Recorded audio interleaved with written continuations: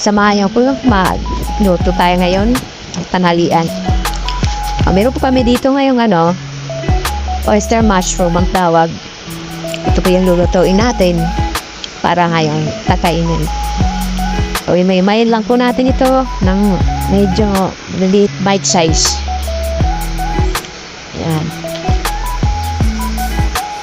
Ayan. Bahimay lang.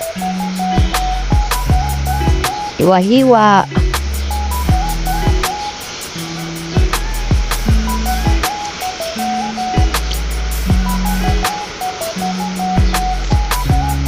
Tapos po natin hiwain ay hiwa rin po tayo ng bawang. Yan po, balatan lang po natin. At saka po natin mince. Tapos ng bawang ay luya, balatan po natin ulit. Gasan. At hiwain din. Hiwain ng julienne size. At kung mahilig naman po kayo sa sili, pwede nyo pong lagyan. Depende po kung gaano karami ang gusto nyo. Para medyo mas malasa yung ating lulutuin. Igigisa ko lang po itong oyster mushroom. At lalagyan ko po ng sili. Pagkatapos ay handa na natin ang kawali. Painitin natin hanggang sa uminit ang lahat. Lagyan ng mantika, ilagay yung bawang at luya, isang sili at ang oyster mushroom. So hintayin lang po natin ito na maluto. Yan, gisa-gisa lang. Gisa-gisa lang. Gisa-gisa. Lagyan po natin ng asin at saka MSG. Lagyan ng konting toyo at oyster sauce para mas malasa ang ating. Tsaka ulit lagay natin ng sili. Kaya din nyo na po lagyan yan ng tubig kasi masyado na po matubig yung oyster mushroom na yan.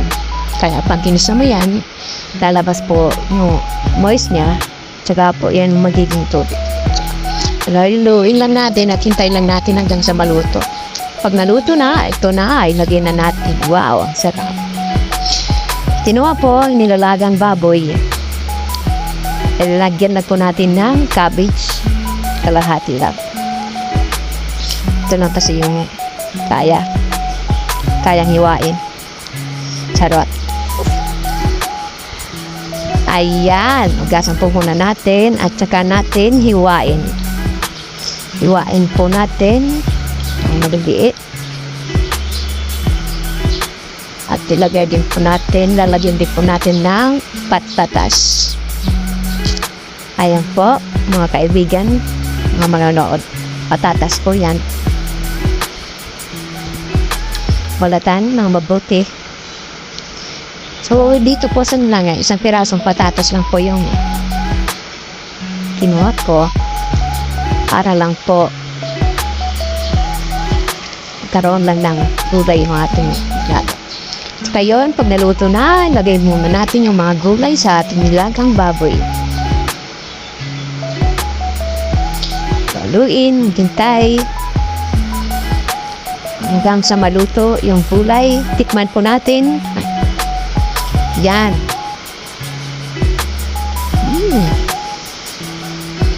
Ang bango.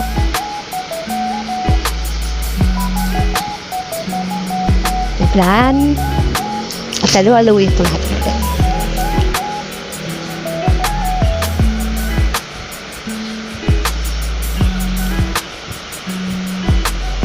Tsaka po natin ilagay sa bowl.